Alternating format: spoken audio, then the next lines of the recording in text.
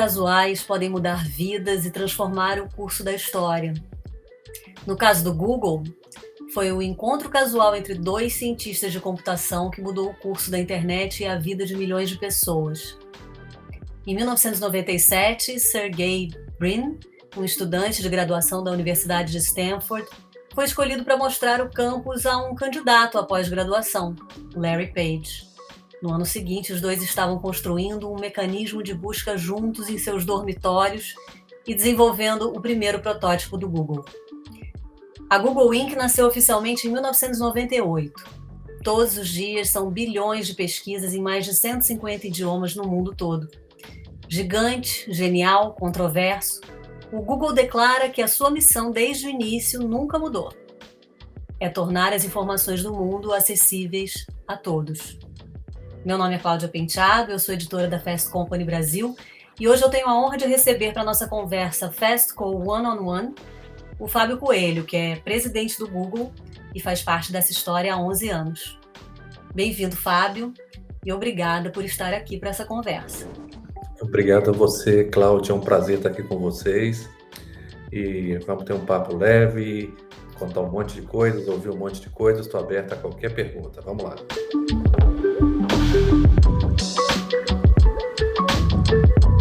Fábio, como é que você define o Google hoje?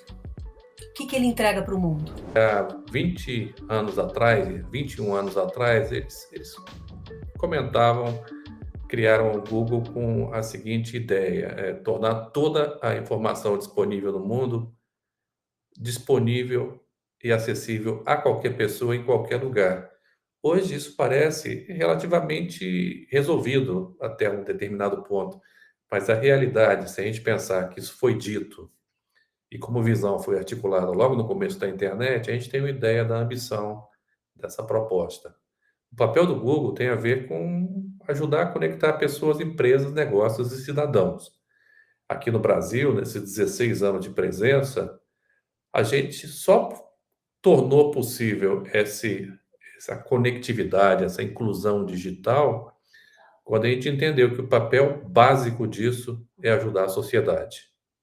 E para fazer isso, a gente entendeu que precisamos ajudar a formar um ecossistema vibrante. Isso significa consumidores, empresas, ecossistemas, desenvolvedores, criadores de conteúdo, parceiros de negócios. E esse tem sido o papel do Google nesse momento, e a gente define isso como uma grande entrega que a gente pode fazer no sentido de tornar uma sociedade mais inclusiva, mais informada, que pode tomar melhores decisões, que pode ser mais eficiente, onde as pessoas têm acesso e oportunidade. Bacana, Fábio. No Brasil, que balanço você faz desses 11 anos em que você está na empresa? Olha, o Google chegou ao Brasil há 15 anos atrás. 20 de julho de 2020, a gente completou 15 anos. Então, agora tem praticamente 16 anos. Nessa mesma data, que lá atrás, em 2005, o Google comprou a Aquan, que é uma empresa brasileira de tecnologia de busca criada por professores da Federal de Minas Gerais, com sede em Belo Horizonte. Entre eles estava o professor engenheiro Pertier Ribeiro Neto, estava também o Nívio Ziviani, várias cabeças ilustradas que entendem muito de tecnologia. E essa empresa ela fornecia serviço de busca. Era pequenininho, mas ela fornecia serviço de busca na época para o UOL, para o IG, e era um buscador 100% brasileiro que eles tinham. Nesses 15 anos, o Google participou ativamente da vida dos brasileiros. Hoje, o Brasil é um dos 5 principais mercados para as 9 plataformas que o Google tem, com mais de 1 bilhão de usuários ao redor do mundo. O buscador, o Android, que reduziu o custo e democratizou a possibilidade das pessoas terem um smartphone. O Chrome, um buscador com muita segurança e também rapidez. O YouTube, que permitiu a gente enxergar a cara do Brasil, entender que você pode produzir conteúdo, você pode aprender coisas, você pode ensinar coisas, e que nos dá muito orgulho e emoção ver uma menina como a Fadinha, como a Raíssa, que aprendeu a andar de skate no YouTube lá em Imperatriz do Maranhão, muito antes de, aos 13 anos, ela ganhar uma medalha olímpica. Plataforma como Mapas, Play, Fotos, Drive e e-mail. Então, hoje no Brasil, o balanço que eu faço desses 10 anos, quase 11, ó, que eu estou aqui ajudando a liderar a operação local, é um balanço altamente favorável. É um balanço onde a gente tem uma empresa, tem centros de desenvolvimento em Belo Horizonte, tem um campus de startups em São Paulo, além do Centro de Engenharia de Belo Horizonte, nós temos um escritório comercial super legal em São Paulo, trabalhamos muito perto dos grupos de desenvolvedores, fruto de muito trabalho de muita gente, mas o mais importante é isso, é construir um ecossistema com várias plataformas, com vários parceiros e transformar isso em eficiência, em negócio e em melhor capacidade de tomada de decisão para todos os brasileiros.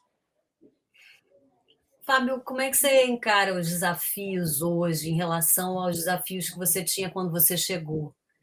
Muita coisa mudou, cresceu muito. Quais eram os desafios, naquele momento e hoje quais são os grandes desafios para você? Olha, os desafios de adoção de tecnologia no Brasil continuam, eles foram mudando ao longo do tempo. Eles foram mudando porque o usuário, a gente teve muito mais gente na internet, muito mais gente transacionando na internet, muito mais gente entendendo a internet, como ela foi mudando o seu papel na vida das pessoas. Em 2010, a internet era um acessório, a pessoa entrava e saía, usava quase sempre de um computador, não havia ainda o fenômeno da mobilidade com os telefones celulares tão disseminada, não havia ainda também o fenômeno de cloud computing tão disponível. Depois, a partir de, sei lá, 2013, 2014, a internet se tornou importante, em 2018, fundamental. Durante a pandemia, o que nós observamos foi que ela passou a ser única. Então, era o fio condutor que te conectava da tua casa com o teu escritório, com as tuas compras, com a tua informação, com o teu entretenimento.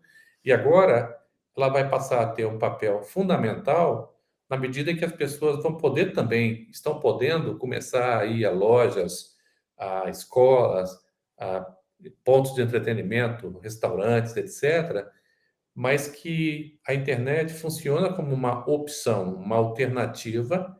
Em alguns casos, ele é a alternativa central, em outros casos, ele é um complemento da experiência. Então, aquele conceito que se falava antes, Cláudia, do conceito da multicanalidade, ele veio para ficar. Então, hoje, a gente vê que o celular é o principal dispositivo para acessar a internet, que não era 10 anos atrás. Hoje, a gente vê, aí isso, mais uma vez, reflete a participação do sistema operacional Android, que hoje está em 9 em cada 10 smartphones no Brasil. E hoje a gente vê o seguinte: o brasileiro também passou a consumir e comprar. Nesse último ano, a gente teve um salto enorme no número de quantidade de pessoas que começou a usar do e-commerce, que antes as pessoas ou tinham alguma restrição, ou algum temor, ou não entendiam muito como comprar online. Então, as pessoas passaram a usar a internet de uma forma muito mais intensa, as empresas entenderam durante a pandemia que era a única forma pela qual elas conseguiriam se comunicar com as pessoas. Um monte de gente comprou um produto online pela primeira vez em 2020, uma quantidade enorme de brasileiros, assim como uma quantidade enorme de brasileiros para ter acesso ao fundo de auxílio emergencial do governo, teve que abrir uma conta bancária na Caixa Econômica, ou teve que, pelo menos, interagir com o aplicativo da Caixa Econômica. Então, a gente viu que muita gente, mais de 70% dos consumidores que a gente ouviu, disseram não ter tido nenhum inconveniente na compra online. Então, a gente acredita que, sim, houve uma mudança enorme nos últimos anos, e é um fenômeno que hoje já está incorporado no cotidiano das pessoas. Você falou da pandemia. Como é que a pandemia afetou o Google no Brasil? Que decisões difíceis, você teve que tomar? Bom, primeira coisa a levar em conta nas decisões que nós tomamos na pandemia foi o cuidado com os nossos profissionais. Os Googlers e as Googlers, minha primeira reação foi encontrar a forma mais rápida e possível para que as pessoas pudessem ir para suas casas e trabalhar de lá. Então, nós tomamos essa decisão em menos de 48 horas, em meados de março do ano passado, as pessoas todas foram para suas casas e puderam se conectar. Então, nós criamos a infraestrutura para que essas pessoas pudessem se conectar, criamos uma equipe de resposta a incidentes para manter a empresa atualizada sobre as recomendações das autoridades de saúde, como a OMS, passamos a oferecer um kit para as pessoas trabalharem em casa, com equipamento, com monitor, começamos a oferecer um reembolso de despesas com conectividade, mais treinamentos e workshop à distância. E aí nós começamos a pedir para as pessoas, mudamos alguns benefícios para que as pessoas pudessem ter um pouco mais de conforto, porque a pandemia não afetou só a quem trabalha conosco, ela afetou a todo o entorno. Pessoas que prestavam serviço na sua casa que não puderam ir, pessoas, os seus, para quem tem filhos, os filhos tiveram que ficar em casa fazendo homeschooling. Então a gente começou a ter programas para exatamente lidar com essas diferentes realidades. E esse foi um dos grandes aprendizados que a gente teve ao longo do ano, foi o entendimento e a sensibilidade para a diferença e diversidade das realidades dentro da empresa. E aí, com o aumento do número de reuniões virtuais, a gente entendeu que podia haver fadiga, então a gente começou a se preocupar muito mais com o bem-estar e o well-being, a comunicar muito mais, a tratar com mais sensibilidade e proximidade as pessoas novas que estão chegando. Então, eu fiz mais de 50 cafés da manhã virtuais para aproximar as pessoas, para mostrar que elas estavam num ambiente de cuidado, para que a gente pudesse discutir assuntos, entender, ouvir, capturar e discutir assuntos que eram relevantes para as pessoas. E, lógico, na medida que a gente foi fazendo isso, a gente foi também ajudando as empresas na sua transformação digital. As empresas tiveram que fazer uma transformação digital que antes elas iam fazer em 3, 4 anos, tiveram que fazer em um mês. Isso foi muito importante, porque o Google foi o parceiro dessas empresas, e na maior parte das empresas a gente é o principal parceiro na sua jornada digital. A gente entendeu a necessidade delas e eu falava o tempo todo para o nosso pessoal, façam apenas o que for necessário, porque essas empresas estão passando por um teste, Cláudio, elas passaram por esse teste, que é um teste de sobrevivência. Você tem que fechar suas lojas físicas, dependendo do setor, com um impacto fundamental na sua habilidade de ter clientes nas suas lojas e poder interagir só virtualmente. Você imagina para uma joalheria que tinha lojas em shopping, como foi isso? Passar a ter que vender joias no ambiente digital. E as empresas reagiram muito bem. Então, o nosso papel nesse caso, com os clientes, com um saldo extremamente favorável, é mostrar que eles estavam lidando, as empresas estavam lidando com um consumidor mais digital, mais exigente, mais experiente, mais racional, e a gente, com isso, ajudou as empresas a criar estratégias para se comunicar com essas pessoas, que grande parte das demandas continuaram acontecendo. E realmente foi muito bacana a gente ver que a economia brasileira, as empresárias e empresários brasileiros deram um show de resiliência nesse caso. E eu posso falar como mais um Googler, pessoas que trabalham no Google, também eu tenho muita gratidão pela resiliência que essas pessoas demonstraram em lidando, e uma forma como elas lidaram com isso. A gente está chegando pertinho do final, sabe? Mas eu estou muito feliz com esse entendimento do que está acontecendo. Logicamente triste com 600 e tantas mil mortes que nós vamos ter no Brasil, mas dentro do possível, dentro do que nos compete, a gente também tentou ajudar a sociedade, não apenas a gerar negócio e proteger os nossos profissionais, mas fizemos várias campanhas educativas, doamos mais de 150 milhões de reais no Brasil para programas de educação, ajudando o jornalismo digital nas pequenas cidades. Fizemos uma infinidade de coisas para que aquilo pudesse se traduzir em um Brasil que passa melhor, um pouco menos lesionado dessa dificuldade, desse flagelo que está sendo e foi a pandemia. Você falou dos cafés da manhã com a equipe. Você ainda está fazendo esses cafés? O café com o Fábio ainda é Faço. uma Agora rotina? virou café, né, Cláudia? Porque na época, antes da pandemia, o que eu fazia era, uma vez por mês, juntava em grupos de, sei lá, de 15, 20 pessoas, a gente fazia ou um café da manhã, ou uma cerveja no final da tarde, no escritório. E aí conversava com as pessoas, ficava lá uma hora e meia. O que eu percebi, aí vem a sutileza dos detalhes da pandemia, né? As pessoas novas que entram na empresa precisam muito desse tipo de proximidade. E aí nós começamos a fazer em grupos menores, de 7 a 10 pessoas. Então eu fiz muitos cafés e continuo fazendo. A gente espera juntar o grupo de pessoas que entram no Google no final do mês ou de 2 meses, e aí faz uma bateria de cafés, até mesmo porque começa cedo, começa às 8 horas, termina às 8h45 da manhã, e aí as pessoas podem ter o seu dia de trabalho normal, mas é importante dar essa atenção às pessoas novas que estão chegando, e também é uma forma de distribuir e compartilhar e trocar experiências e impressões sobre a cultura da companhia, tão importante. A minha curiosidade era assim, como está o mood das pessoas nesse momento, assim, que tipo de perguntas, que tipos de questões têm aparecido para você agora, nesse momento? Olha, nesse momento,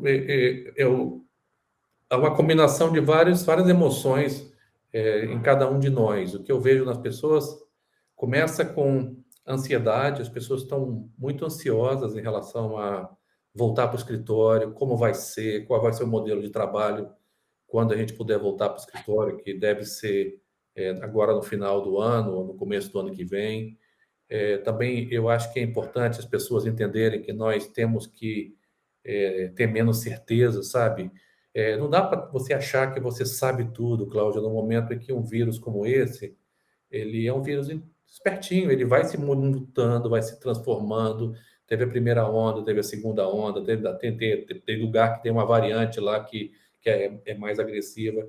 Então, ao mesmo tempo em que a gente entende essa ansiedade, o que a gente quer mostrar para as pessoas é que a gente está aqui para cuidar delas, a gente está aqui construindo um negócio que tem funcionado muito bem para quem trabalha e para os nossos parceiros. A gente respeita as diferenças, pessoas diferentes precisam ter condições diferentes de tratamento. A gente tem que ser sensível com a realidade de cada um de nós. E essa sensibilidade tem que estar aguçada nesse momento. Mas também, por outro lado, o que eu observo nas pessoas, Cláudia, é um sentimento de gratidão muito grande, sabe? As pessoas, eu tento dizer isso, independente da pandemia, para pessoas que trabalham no Google, que é muito bacana a gente entender que mesmo diante de um desafio tão duro, a nossa resposta como companhia foi muito boa para o Brasil. Então, a gente conseguiu agregar valor para parceiro de negócios, para a sociedade, a gente conseguiu ter uma participação positiva no papel que nos cabia nessa pandemia.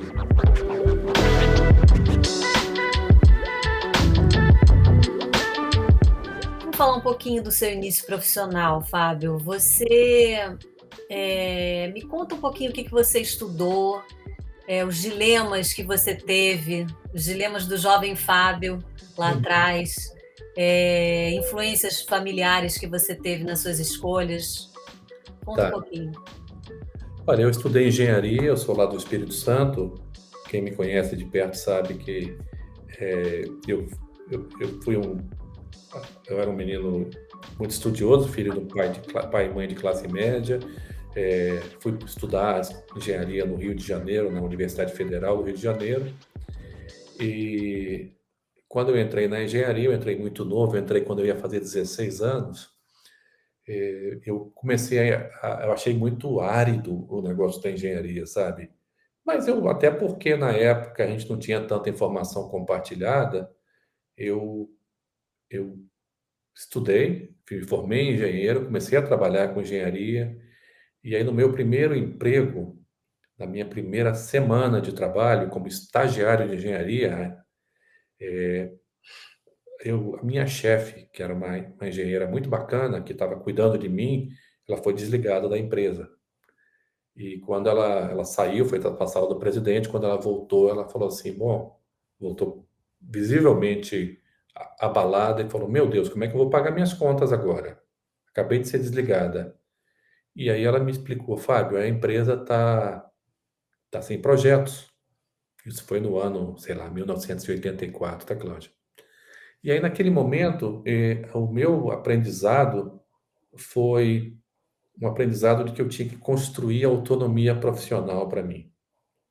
A autonomia profissional, ela significa não ficar ao sabor das ondas do mercado, significa construir competências que me permitam ter empregabilidade e também, do ponto de vista financeiro, significou o tempo todo na minha vida gastar menos do que eu ganhava, até mesmo para ter uma bela poupança para encarar dias difíceis que, graças a Deus, até hoje nunca aconteceram.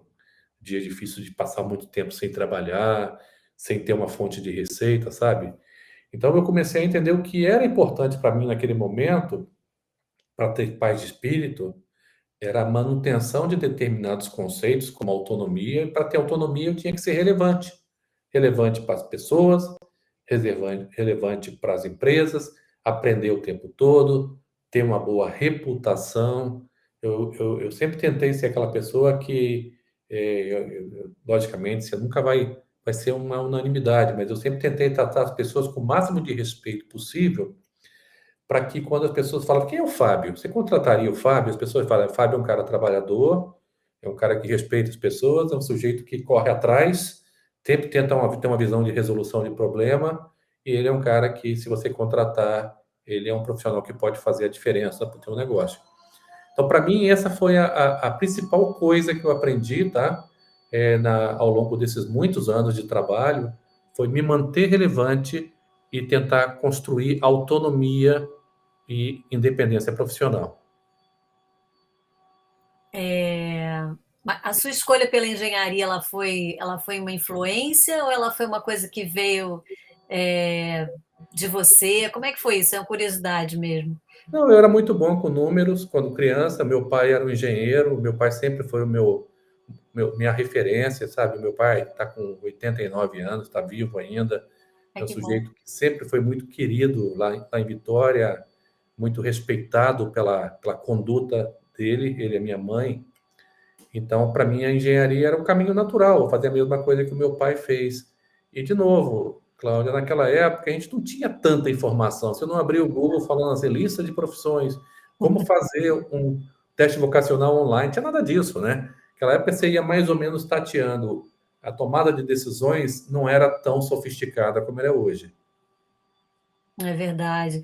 A minha pergunta seguinte era justamente qual foi a escolha mais importante que você acredita que tomou, e que fez a diferença e ajudou a trazer você até aqui, mas eu imagino que você até já respondeu um pouco quando você teve aquela experiência, né, de ver aquela pessoa sendo demitida e Olha, Cláudia, perdida, você tem um decidiu que negócio você ia. eu sempre fui muito valente nas minhas buscas, tá? Eu estabeleci uma meta e corri atrás. Isso tem uma lição que vem da minha mãe. A minha mãe sempre me falava assim, Fábio, você não é melhor do que ninguém, mas você também não é pior do que ninguém. Depende de você. E eu sempre tentei muito, saindo de Vitória, eu olhava São Paulo, Rio de Janeiro, como assim, eu quero ir para esses centros de excelência, a USP, a Unicamp, a FGV, o ITA e tal, do ponto de vista profissional. Mas isso acabou permeando toda a minha vida e tudo que acontecia na minha vida, sabe? Tentar fazer com que na minha vida eu pudesse ter objetivos ambiciosos, e isso partiu desse conselho da minha mãe lá atrás. E depois da engenharia, isso se materializou da seguinte forma: eu comecei a entender que eu gostaria de trabalhar em segmentos onde eu pudesse lidar com pessoas, com recursos, com prioridades, com estratégias, e chegou a um ponto tal que eu comecei a buscar setores de alto crescimento, porque eu entendi que profissionais que estão em setores de alto crescimento conseguem progresso de uma maneira menos sofrida. Então, quem trabalha em internet, telecom, eu trabalhei em setor financeiro também, trabalhei em produtos de consumo, lá atrás, em marketing de produtos de consumo. Na verdade, o que eu estava buscando era exatamente isso: trabalhar em setores que pudessem me agregar experiências, que pudessem aprender, me tornar um profissional mais completo, e, paralelo a isso, sem dúvida alguma, buscar setores de crescimento. Então, isso tudo nasceu lá atrás, numa sementinha que a minha mãe plantou quando eu tinha meus, sei lá, 10, 11 anos, e falando, olha, depende de você, você não é melhor do que ninguém, não se sinta melhor do que ninguém, mas também não se sinta de menos. Corra atrás. Eu corri muito atrás e estou feliz com com esse ponto que eu cheguei aqui até agora, e tem várias coisas para a gente fazer ainda nessa linda jornada que a gente chama de vida, né?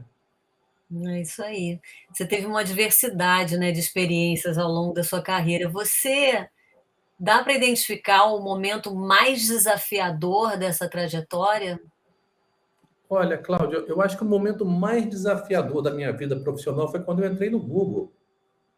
Eu entrei no Google em fevereiro de 2011, tá? Achava que eu fui presidente de empresa em 2002, depois eu fui para os Estados Unidos, fiquei 10 anos nos Estados Unidos, fui presidente de empresa a partir de 2005 nos Estados Unidos, e eu confesso até de uma forma um pouco envergonhada, que eu achei que eu tinha competência para administrar qualquer negócio. E quando eu entrei no Google, a minha primeira avaliação com as pessoas que trabalham comigo não foi boa. A empresa achou que eu queria trazer uma verdade sem escutar a verdade da cultura das pessoas. Então, aqui no Google, como você é muito metrificado, você tem sistemas de avaliação, você tem sistemas de feedback, o meu primeiro feedback foi muito ruim. E isso acontece com várias pessoas. Eu tive que conversar com a empresa na época, em 2011, e falar, gente, se vocês acham que... Eu quero que vocês entendam que eu estou partindo de um ponto de boa intenção. Mas se vocês acham que o estilo meu não está funcionando aqui, deixa eu tentar fazer os ajustes no meu estilo, para que eu possa compreender e participar e ajudar essa companhia a ser melhor. Então, eu mudei bastante o meu estilo de trabalho. Eu passei a entender que o meu papel não era de tomar todas as decisões.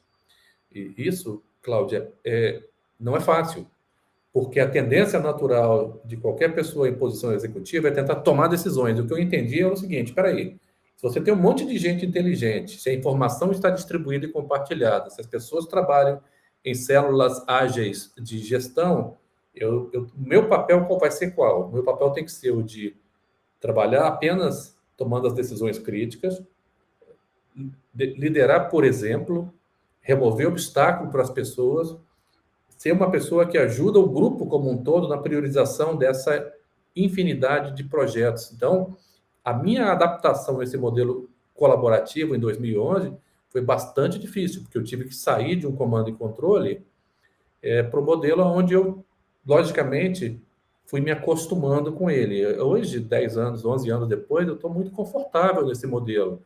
Então, você começa a entender que no mundo de hoje, que é um mundo da informação disponível para todo mundo, as pessoas tomam decisões baseadas em informações que elas têm muito mais profundidade naquele tema do que eu vou ter.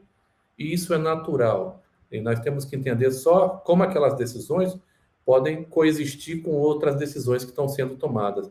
Então, sim, a verdade é que foi um momento bastante complicado no começo da minha entrada no Google, como um momento de muitos profissionais que entram no Google, eles têm que fazer um processo de ajuste cultural, mas eu te garanto, isso me tornou, esses 10 anos de Google, quase 11 agora, me tornaram um melhor profissional, um melhor líder e também uma melhor pessoa. Eu aprendi, através do entendimento das diferenças, que é aí que eu acho que é onde reside o maior força e poder da diversidade, da tão falada diversidade, entender como você convive, discute e negocia com diferenças, o contraditório, faz parte do processo de nos tornar melhores pessoas.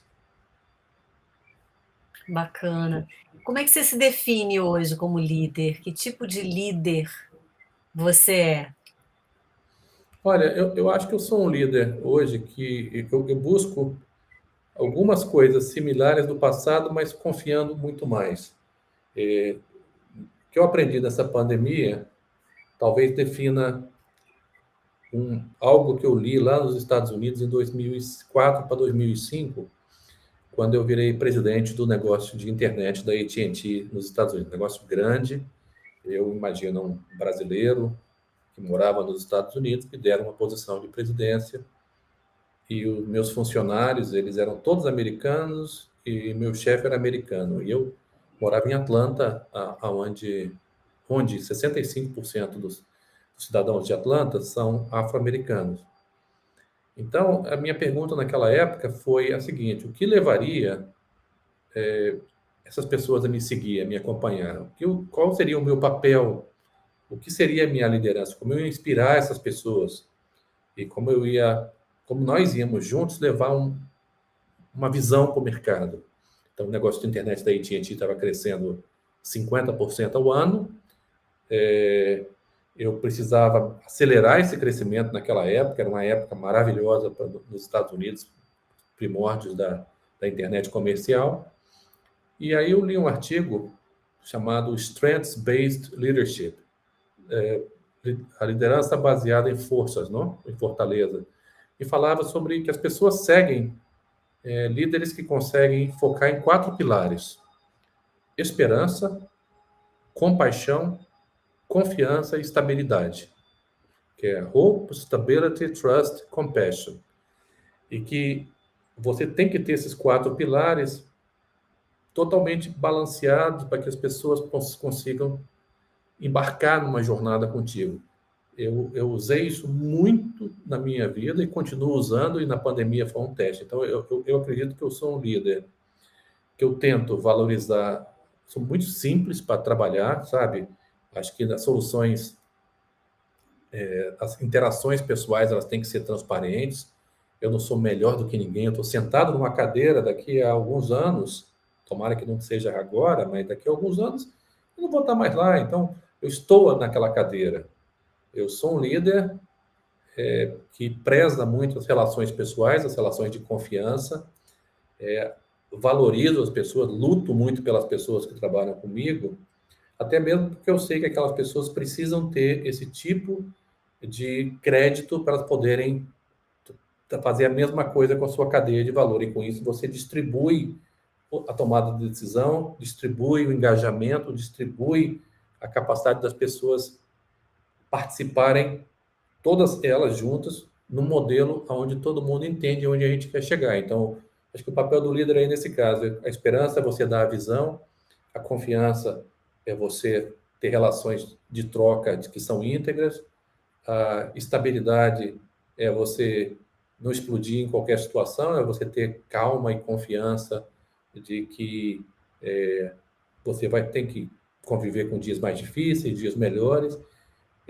e a visão que você tem por trás, a compaixão significa você entender que todos nós somos humanos, somos falíveis, temos emoções, temos dias ruins. Então, estabilidade, compaixão, confiança e esperança continuam sendo os pilares que eu acredito fundamentalmente para me tornar um líder e uma pessoa melhor. E a maioria dessas coisas você aprende na prática, né, Fábio? Harvard não ensina, as Não escolas ensina não mesmo. ensinam, né? Eu tinha aqui uma pergunta que era: qual o melhor conselho que você recebeu no começo da sua carreira?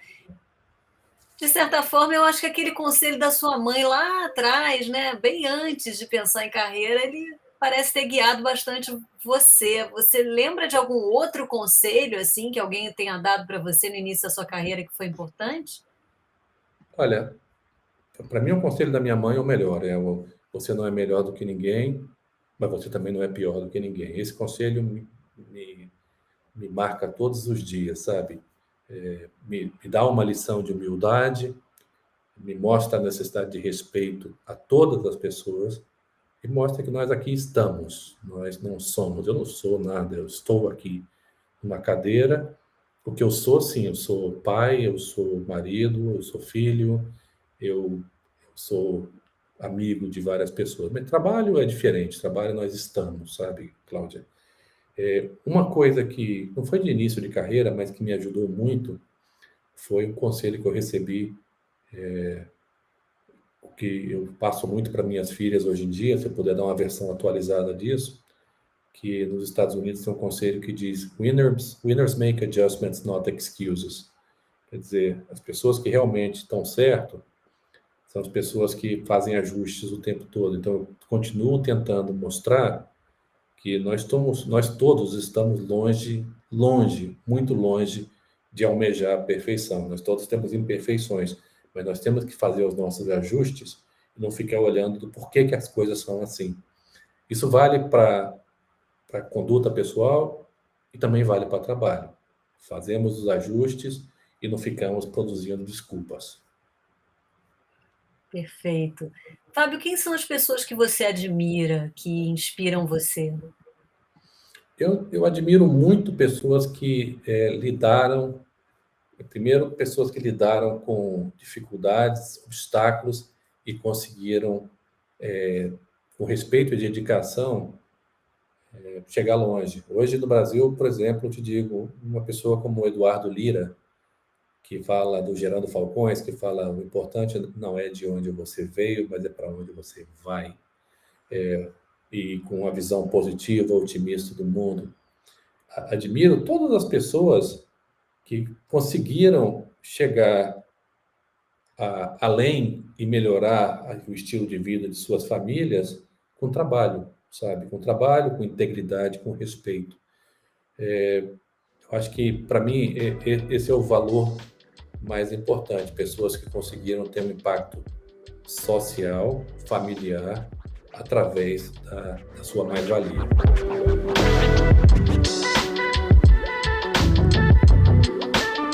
Muito bom. Falar um pouquinho de futuro. O Google tem endereçado questões importantes, né, como privacidade, racismo, corrigiu algoritmos racistas, né, identificação de discurso de ódio também, que é um tema muito importante, muito presente. E esses desafios continuam se apresentando o tempo todo, né? Tem novos desafios o tempo todo. Como é que você faz? Como é que você anda fast? Como é que você anda rápido? Como é que você é competitivo sem sacrificar valores e também deixar um impacto positivo no mundo? Como é que você acredita que isso é possível? Olha, eu acho que primeiro cabe ressaltar, Cláudia, que o impacto das plataformas, ele, na sua grande maioria, é extremamente positivo.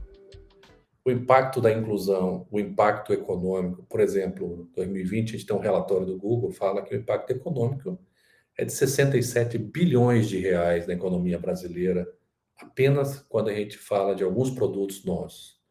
O valor movimentado para nossas plataformas, por exemplo, do YouTube, cresceu barbaramente nos últimos anos. O YouTube se transformou num lugar onde mais de 207 mil empresas, organizações, publishers, criadores conseguem trabalhar.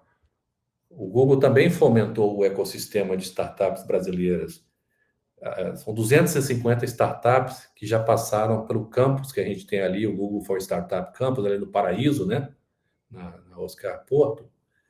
A gente acabou de cumprir 5 anos. Essas 250 startups que passaram pelo campus já levantaram mais de 35 bilhões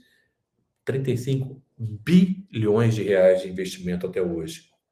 Já criaram mais de 15 mil empregos. No nosso campus, que as pessoas cadastradas ganham uma carteirinha e antes da pandemia podiam ir lá, nós temos mais de 150 mil pessoas cadastradas. Eu estou dando alguns exemplos para dizer o seguinte: olha, grande parte do processo de inclusão digital é favorável, mas, contudo, sempre você tem uma pequena quantidade de pessoas que tenta levar a coisa para outro lado. E também, à medida que a gente vai avançando no nosso entendimento e consciência sobre o uso de plataformas, as experiências começam nós todos, cidadãos, começamos a exigir ainda mais granularidade no conceito de cidadania. O que é importante dizer, como a sua pergunta foi como andar fast nesse mundo, eu acho que é importante dizer o seguinte: nós precisamos, Cláudia, o Google precisa entender o seu papel de plataforma e ele já faz isso. A gente precisa mostrar esse papel de plataforma para a sociedade. Tem coisas a ser feitas, sempre tem. Melhorar algoritmos, que os algoritmos, na verdade, eles refletem comportamento de sociedade. E o algoritmo ele agrega dados que são colocados para uma sociedade. Quando a gente fala de algoritmos racistas, você está comentando exatamente o seguinte: se você olhar a foto de pessoas bonitas, talvez você tenha um grupo de pessoas em privilégio de outro. O nosso processo aí é um processo de empoderamento das minorias, é por isso que a gente tem tanto comprometimento e tantos programas para ajudar as minorias mais vulneráveis.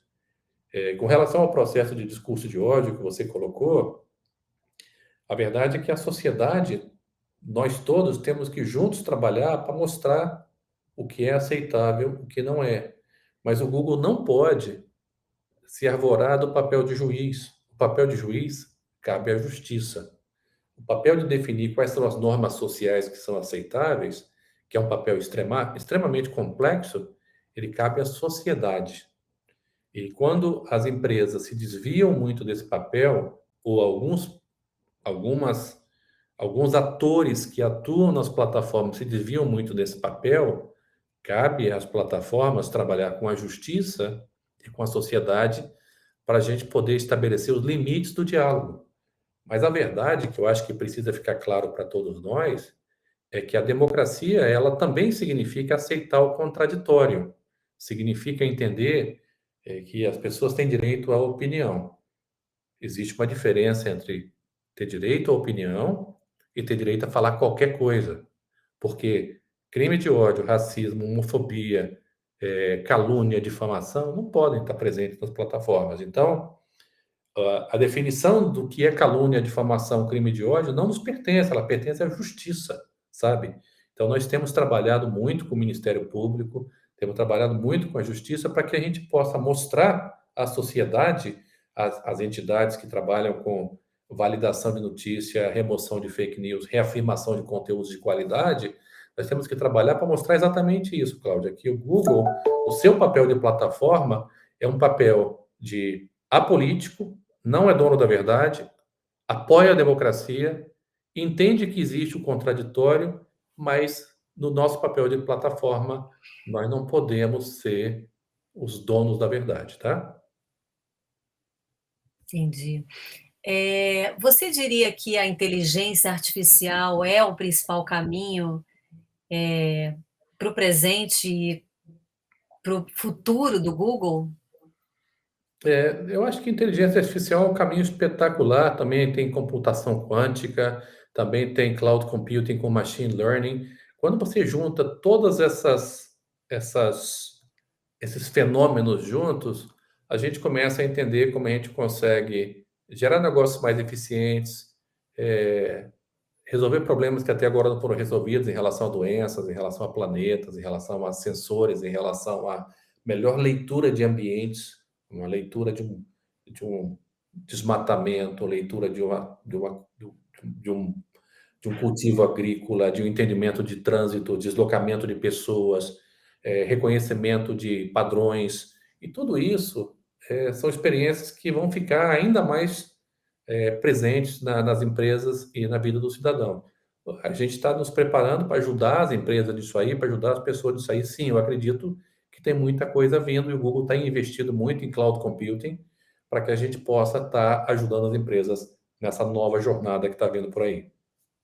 De todos esses desafios, tem algum que, na sua visão, é o maior de todos para o Olha, futuro?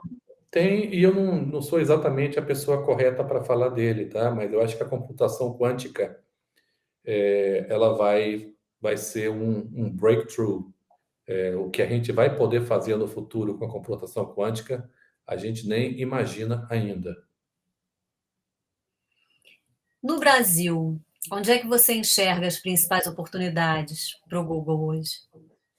Eu ainda acho que tem muita coisa para a gente fazer. Como eu vou dar uma visão genérica e depois a específica, tá? Qualquer fenômeno social de inclusão, ele começa com quantidade e depois ele passa por qualidade. Aí, brasileiros conectados na internet, brasileiros estudando online, brasileiros tendo acesso à telemedicina, isso tudo houve uma popularização, uma massificação. Eu acho que o nosso próximo desafio no Brasil é o desafio da qualificação, é subir muito isso subir muito a qualidade de todos esses processos que hoje já existem, porque eu acho que nos próximos 5 anos a gente vai ver, isso vai nos permitir ser um país mais competitivo, onde as pessoas vão ter mais acesso à educação. Cláudia, um país inteiro estudou à distância. Nossa plataforma a Workspace para a educação, que é gratuita para as escolas públicas do Brasil, é sensacional você saber que milhões de estudantes puderam estudar das suas casas com a conta de Gmail, um calendário, o endereço da escola, né? O calendário, e sistemas de videoconferência. Então, eu estou te dando exemplos que são mais perto da nossa realidade, mas eu acho que a gente vai precisar disso nesse novo momento, sabe? Que tudo que a gente está colocando para todo brasileiro tem acesso com qualidade e a um custo mais baixo. E o futuro do trabalho para o Google vai ser híbrido? Como é que você enxerga essa cena de distanciamento social em uma empresa que depende tanto de criatividade? Olha, o futuro do trabalho será mais flexível do que era antes. A gente entende, mas também a gente entende que a colaboração vai continuar sendo parte central do nosso modelo de trabalho. Eu falei do Workspace, né, que é o nosso sistema que você tem calendário, Gmail, Drive, etc.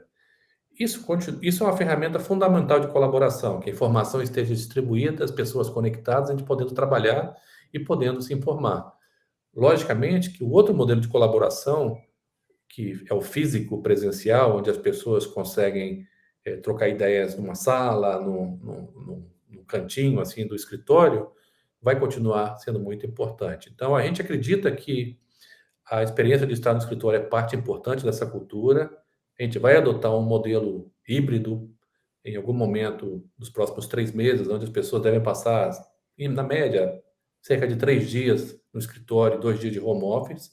E esse modelo vai ter flexibilidade, sim. A gente também está anunciando que as pessoas vão poder trabalhar temporariamente de algum outro lugar por até 4 semanas por ano.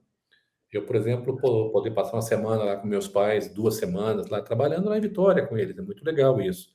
Então, a gente acredita que com as ferramentas, com os ambientes, a gente vai poder sim encontrar um modelo melhor na hora que a gente sair. Mas, de novo, com humildade, aprendendo, ouvindo as pessoas e tentando criar uma solução que funcione para todo mundo, tá?